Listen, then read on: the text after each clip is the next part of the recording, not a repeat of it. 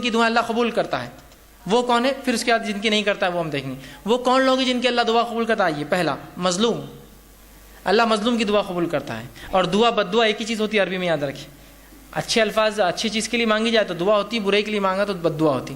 کسی پہ آپ نے ظلم کیا اور وہ دعا کر اللہ اس ظالم کو ختم کر، تو یہ مظلوم کی دعا در حقیقت بد دعا ہوتی ہے اس کے، لیکن اس کی دعا ہے اللہ سے مانگتا ہے نا، تو مظلوم کی دعا رد نہیں ہوتی. مسافر کی دعا کبھی رد نہیں ہوتی. اور اسی طرح فرمایا باپ کی دعا بیٹے کے حق میں کبھی رد نہیں ہوتی. یہ بات یاد رکھیے. عموماً مائیں دعا کرتی بچوں کے لیے، نہیں پہلے باپ کرے. باپ کی دعا اولاد کے حق میں کبھی رد نہیں کرتا اللہ.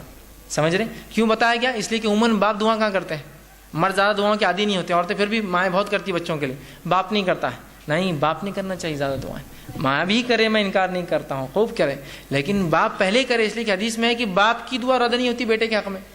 ضرور کرے اپنے بچوں کے لیے باپ دعا. آپ وسلم فرماتے ہیں، ابن ماجہ کی روایت ہے، 3 آدمیوں کی دعا قبول ہو جاتی ہے جس میں کوئی شک نہیں، کوئی سیکنڈ اوپینین تھاٹ نہیں. پہلا مظلوم کی دعا، دوسرا مسافر کی دعا، اور والد کی دعا اپنے بیٹے کے حق میں.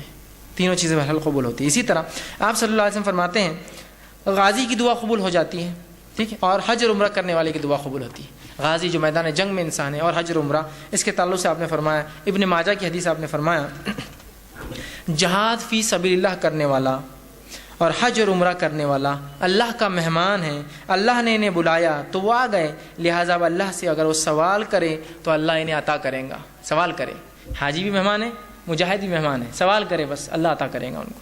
ٹھیک ہے. اسی طرح نیک اولاد کی دعا والدین کے حق میں قبول ہوتی ہے. ہم سے سمجھتے بڑے چھوٹوں کو دے سکتے، چھوٹے بھی بڑوں کو دے دعا.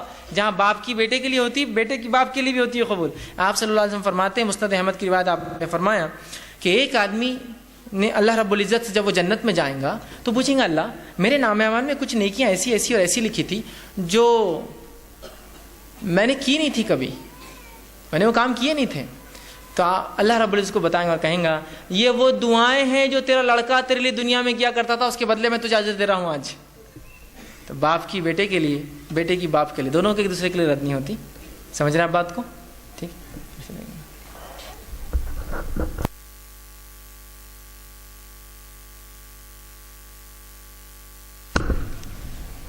اسی طرح آپ صلی اللہ علیہ وسلم فرماتے ہیں اور کہتے ہیں خوشحالی میں جو اور فراوانی میں جو اللہ کو یاد رکھتا ہے، اللہ تعالیٰ تنگ دستی میں اس کی دعاؤں کو قبول کرتا ہے.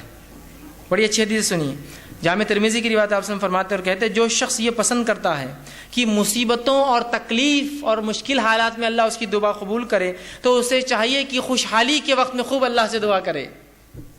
بلکہ ہم تو کبھی بھی بدحالی میں دعا کرتے اللہ سے، خوشحالی میں کہاں یاد آتی؟ خوشحالی میں تو بس معاملہ بالکل وہ ہو جاتا. نہیں، جو خوشحالی میں اللہ کو یاد رکھتا ہے تو اللہ تنگ دستی اور بدحالی میں جو ہے اس کو کیا کرتا ہے؟